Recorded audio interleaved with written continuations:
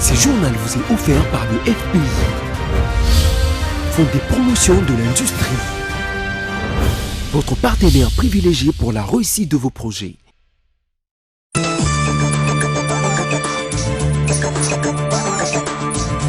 Bonsoir à tous, mesdames, messieurs, merci de votre choix porté sur BIC TV. Les sangs ont encore coulé à Beni dans les Nord Kivu. Eringeti, localité du territoire de Beni, a été victime des tueries ce dimanche dans la soirée. Bilan, 3 civils tués par des hommes armés non autrement identifiés. Cette nouvelle embuscade intervient après celle du samedi 3 août et en fait 2 blessés, action attribuée aux ADF. Dans un autre registre, gratuité de retrait de diplômes d'État a commencé par ceux de l'édition 2018-2019. C'est une annonce du ministre de l'Enseignement primaire, secondaire et professionnel à l'occasion de la remise officielle de diplômes aux lauréats. Selon le ministre Okunji, ces gestes ouvrent la porte à une nouvelle ère qui met fin au calvaire vécu les années précédentes pour retirer ces documents sanctionnant la fin des humanités secondaires. Et puis en sport, dès leur retour à Kinshasa en provenance de Bamako au Mali, les Léopards basketball ont été reçus par le chef de l'État, Félix Tshisekedi Tshilombo. Vainqueurs de la première édition de l'Afro-CAN, les Fauves nationaux ont présenté le trophée ainsi que médailles ramenées de Bamako. 3 civils ont été tués par balle dans la soirée de dimanche 4 août 2019 dans la localité de Ringeti, située en territoire de Beni au nord Kivu. Parmi les victimes de cette attaque, 2 femmes et un jeune homme. Selon la société civile locale, cette tuerie est attribuée aux hommes armés non autrement identifiés. À en croire les sources locales, les victimes étaient dans leur parcelle en train de prendre leur repas du soir lorsque soudainement les hommes armés ont fait leur incursion et les ont tous tués par des balles. Après leur forfait, les assaillants sont descendus dans des parcelles voisines pour piller des bétails, a affirmé la société civile de Ringeti.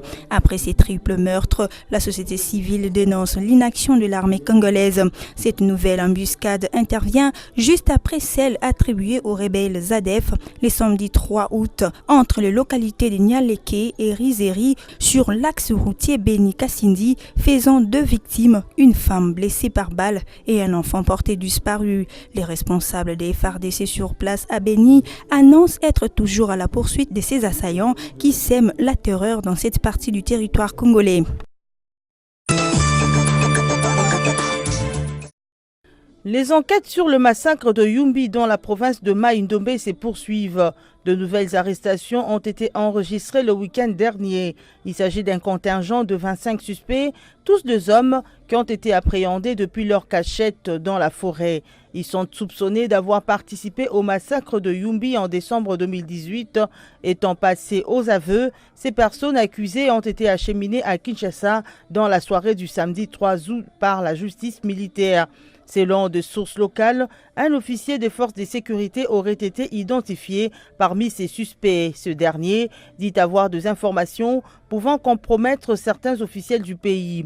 Rappelons que ces massacres étaient la résultante d'un conflit ethnique parti de l'inhumation à Yumbi d'un chef coutumier Banounou à côté de la tombe de son père, geste considéré comme une provocation par la tribu Batende qui revendiquait le droit des propriétés de cette terre. Les bilans dressés par la MONUSCO faisaient état de plus d'1 millier de morts. Touché par l'ampleur de ces bains de sang, le gouvernement congolais a confié l'enquête à la justice militaire qui s'applique à son tour à faire la lumière sur les 10 événements malheureux.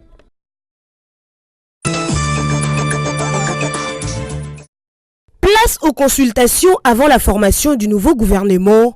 Le Premier ministre Sylvestre Ilunga Ilukamba a reçu le samedi 3 août 2019 Vital Kamerhe, directeur du cabinet de Félix Tshisekedi et membre de la coalition CASH. Cette rencontre a eu lieu au Campeski Fleuve Congo dans la commune de la Gombe.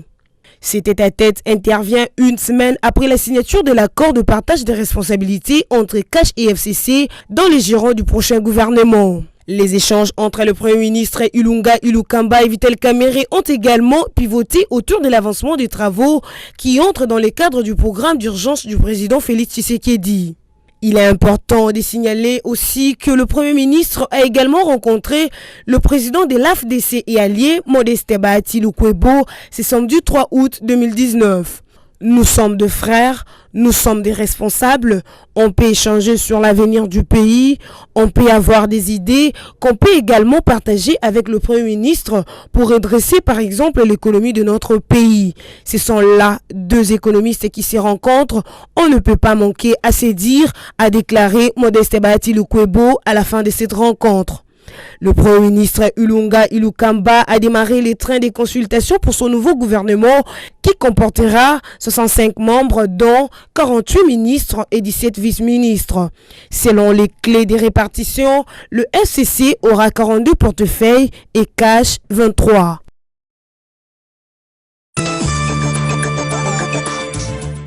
Les candidats malheureux à la présidentielle du 30 décembre 2018, Martin Fayulu Madidi, a tenu un meeting le samedi 3 août 2019 devant sa base de Kaluka dans la commune de Kintambo. Avec son thème fétiche, à savoir la vérité des urnes, qu'il sert à toutes les sauces dans ses multiples sorties, Mafa a en outre pris position face à la maladie à virus Ebola qui sévit au Nord Kivu et en Ituri. Le président de l'ECD a sensibilisé la population à lutter contre cette épidémie et les appelle à soutenir le docteur Muyembe que le chef de l'État Félix Antoine Tshilombo a désigné pour coordonner la riposte contre cette maladie. Une des rares fois où le porte-étendard de la Mouka ne trouve pas à dire sur le choix du président de la République à l'égard du docteur Muyembe. Cependant, Martin Fayulu Madidi a, au cours de cette rencontre, comparé la maladie à virus Ebola qui sévit dans les provinces du Nord Kivu et en Ituri à la corruption qu'il est en train de combattre, a-t-il souligné.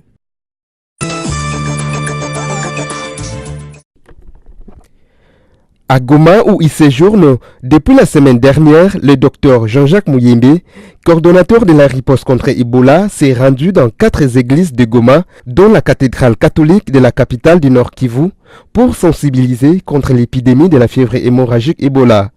J'ai transmis le message pour faire comprendre comment le virus se transmet et comment l'éviter. Nous cherchons la collaboration et l'implication de la population. J'ai été content que les pasteurs et les prêtres s'impliquent. Vendredi dernier, la réunion du comité national multisectoriel des ripostes à la maladie à virus Ebola, élargie aux partenaires du gouvernement de la RDC, avait notamment recommandé la redynamisation de l'engagement communautaire par l'appropriation de la riposte par les populations et l'implication des leaders locaux, en privilégiant l'écoute de l'appréciation des communautés et leurs besoins pour élaborer des messages appropriés. Sur le plan purement médical, les 2 malades détectés sont déjà internés et sous traitement. Leur situation s'améliore d'après les équipes de la riposte. 15 cas suspects attendent les résultats. La situation ici à Goma est relativement calme. Les 2 cas, la mère et sa fille, qui étaient sous traitement, se portent de mieux en mieux. Ce matin, elles ont commencé à se nourrir elles-mêmes. C'est un bon signe. Je pense que, dans les prochains jours, elles pourront même quitter le centre de traitement, a déclaré le docteur Muyembe ce dimanche 4 août. Par ailleurs, la recherche active de cas se poursuit et les personnes considérées comme suspectes peuvent être déjà libérées de ce lundi 5 août. De son côté, le docteur Muyembe et son équipe devront également se rendre ce lundi 5 août à Beni.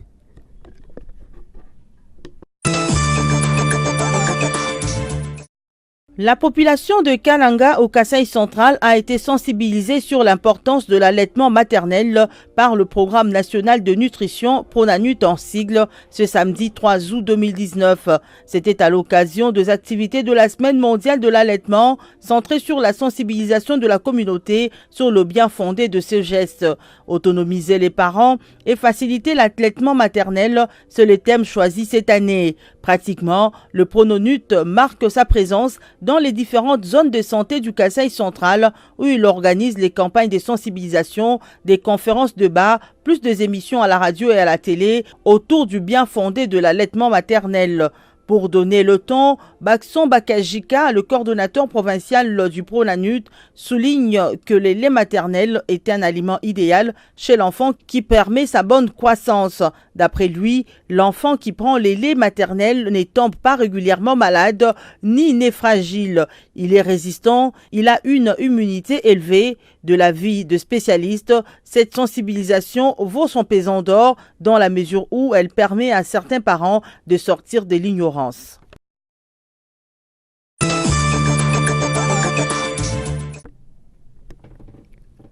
Le retrait des diplômes d'examen d'État de la session 2019 est gratuit, c'est ce qu'a déclaré Emery Okunji, ministre intérimaire de l'enseignement primaire, secondaire et professionnel, ce samedi 3 août 2019. Le numéro 1 de l'enseignement primaire, secondaire et professionnel a fait cette déclaration à l'occasion de la remise officielle des diplômes d'État d'examen d'État 2018-2019. Pour marquer cette journée, le ministre Okunji a remis les diplômes aux 4 meilleurs lauréats des 4 provinces éducationnelles de la ville de Kinshasa. D'après les patrons de l'EPSP, cette cérémonie inaugure une nouvelle ère qui vient mettre naturellement fin au calvaire vécu depuis des années par les récipiendaires. Comme on le sait, les récipiendaires ou leurs parents devaient débourser beaucoup d'argent pour entrer en possession des diplômes. Ainsi, le ministre Okunji a rassuré les futurs finalistes qu'ils n'auront plus à attendre longtemps leur diplôme. Il a promis que tout se passera comme sur des roulettes après la publication des résultats.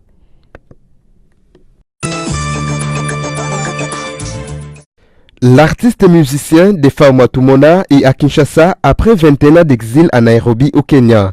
Il aura passé plus de 2 décennies en dehors des frontières de son pays, la République démocratique du Congo.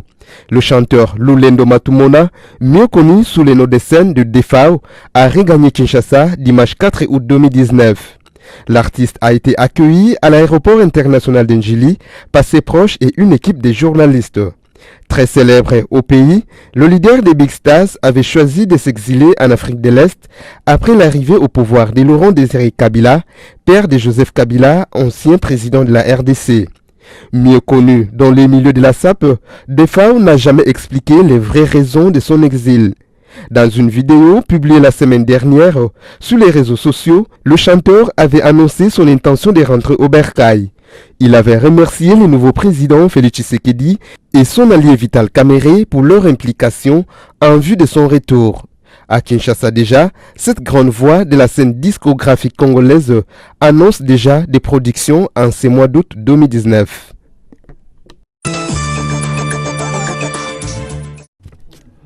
Une semaine après leur premier sacre à la première édition de l'Afro-CAN Basket disputée à Bamako au Mali, l'équipe nationale de basketball messieurs a été reçue samedi 3 août 2019 à la Cité de l'Union africaine par le président de la République Félix Antoine Tshisekedi.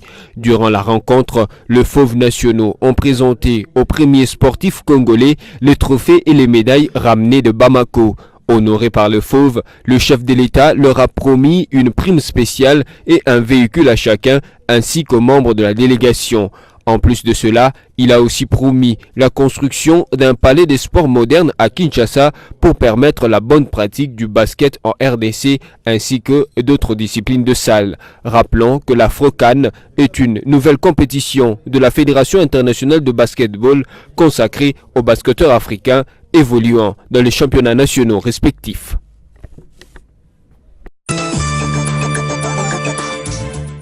La République démocratique du Congo participera-t-elle ou pas à la 6e édition du championnat d'Afrique de nations de football? Cette question traduit les inquiétudes de sportifs congolais sur le fait qu'après l'élimination de la RDC au Congo-Brazzaville pour la dernière édition, il n'a plus existé ni une ossature du groupe, même une présélection, ni un staff technique.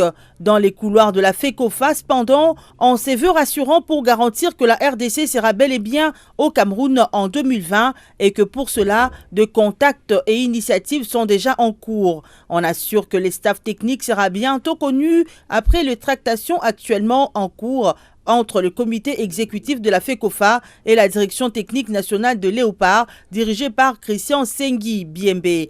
C'est à ces staffs que devra revenir la tâche de dresser la liste de présélectionnés et fixer le programme de préparation. Le chose devrait s'accélérer à partir de ce mardi avec le retour à Kinshasa du président de la FECOFA. Constat Omari va avoir des rencontres avec aussi bien le comité exécutif que la direction technique nationale.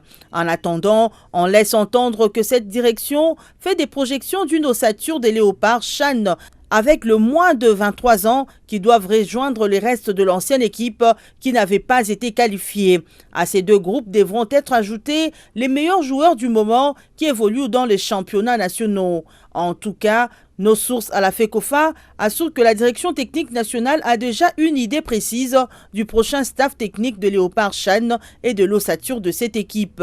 Selon la réglementation, les Léopards doivent être internés au moins 8 jours avant leur entrée en compétition fin septembre prochain. C'est dans ce même délai que la liste définitive de 23 joueurs devra parvenir à l'organisateur.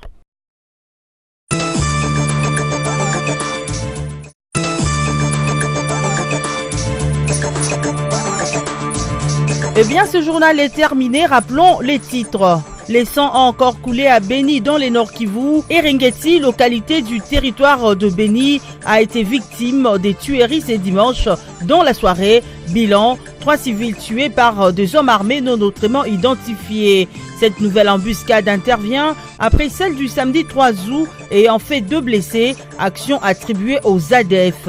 Dans un autre registre, gratuité de retrait de diplômes d'État a commencé par ceux de l'édition 2018-2019. C'est une annonce du ministre de l'Enseignement primaire, secondaire et professionnel à l'occasion de la remise officielle de diplômes aux lauréats. Selon le ministre Okunji, ces gestes ouvrent la porte à une nouvelle ère qui met fin au calvaire vécu les années précédentes pour retirer ces documents sanctionnant la fin des humanités secondaires. Et puis en sport, dès leur retour à Kinshasa en provenance de Bamako au Mali, les Léopards Basketball ont été reçus par le chef de l'État, Félix Tshisekedi Tshilombo. Vainqueurs de la première édition de l'Afro-CAN, les Fauves nationaux ont présenté le trophée ainsi que médailles ramenées de Bamako. Restez branchés sur BSC TV, vous comprenez que c'est la fin de cette session d'information. Le programme continue. Au revoir.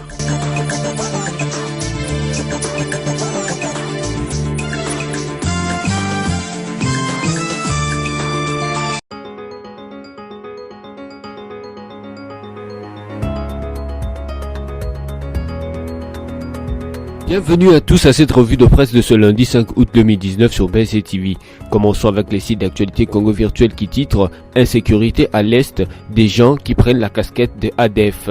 C'est faire passer pour un membre des ADF est devenu un masque pour s'aimer la sécurité incognito dans le Nord Kivu, où même ceux qui ne sont pas des ADF disent l'être quand bien même qu'ils n'opéraient que pour des motifs qui sont beaucoup plus économiques. Cette lugubre vérité, nous la tenons de François Grignon, le représentant spécial adjoint du secrétaire général des Nations Unies en RDC chargé de la protection et des opérations, pour qui des gens prennent la casquette ADF mais pour des motifs qui sont beaucoup plus économiques.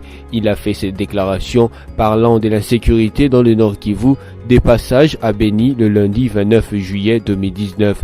C'est au terme de son entretien avec les maires de Beni que le cadre onusien a dévoilé la raison de sa présence dans les murs du territoire de cette ville où en l'espace de 6 jours, 22 personnes ont été tuées, voir comment les Nations Unies et les autorités congolaises peuvent travailler ensemble pour contrer la violence des rebelles ADF et autres groupes armés contre le civil à Beni. Poursuivons cette revue de presse avec Forum des As qui note en grand titre « Après la signature de l'accord de formation de la coalition FCC-Cash, gouvernement Ilunga Ilunkamba consulte. Le Premier ministre Sylvestre Ilunga Ilunkamba a entamé les consultations autour de la formation de son équipe. Le week-end dernier, il a échangé avec 2 hauts responsables des partis politiques, à savoir Vital Kamerhe, autorité morale du parti Union pour la Nation congolaise UNC, et poids lourds de Cache, et Modeste Bahati, commandeur du regroupement Alliance des forces démocratiques du Congo et alliés. C'est ce que renseigne un communiqué de presse signé le même samedi, dont la copie est parvenue à la rédaction de Forum des As. Compte tenu de l'impératif du temps, Vital Kamerhe a rassuré le Premier ministre que les différents regroupements politiques membres de la coalition au pouvoir travaillent déjà des manières à lui proposer des noms de leurs candidats aux différents postes ministériels. Une démarche somme toute formelle quand on sait que même s'il existe un accord entre le FCC et les CAJ, le Premier ministre est constitutionnellement investi de plein pouvoir de former son cabinet, pour ne pas dire son gouvernement. Bouclons cette revue de presse avec les sites de la radio Okapi qui écrit « Massissi, au moins 220 000 déplacés vivent dans des mauvaises conditions ». Au moins 200 000 personnes déplacées vivent dans de mauvaises conditions et sont soumises aux exactions de tout genre causées par des affrontements récurrents des groupes armés, mais aussi des opérations militaires. Ces chiffres sont donnés par les bureaux de coordination des affaires humanitaires OCHA dans son rapport publié vendredi 2 août et intitulé « Massissi sous haute tension ». OCHA recommande entre autres de renforcer la protection des civils à travers des mesures efficaces pour permettre aux humanitaires d'accéder à cette zone. D'après ce rapport de OCHA, sur les 220 000 personnes déplacées enregistrées au 25 mai dernier, 20% vivent dans les sites de déplacés et les autres dans des familles d'accueil. Toutes ces personnes vivent dans un climat d'insécurité caractérisé par des incendies, abus et tracasseries. Cette revue de presse est terminée. Merci à vous de l'avoir suivi.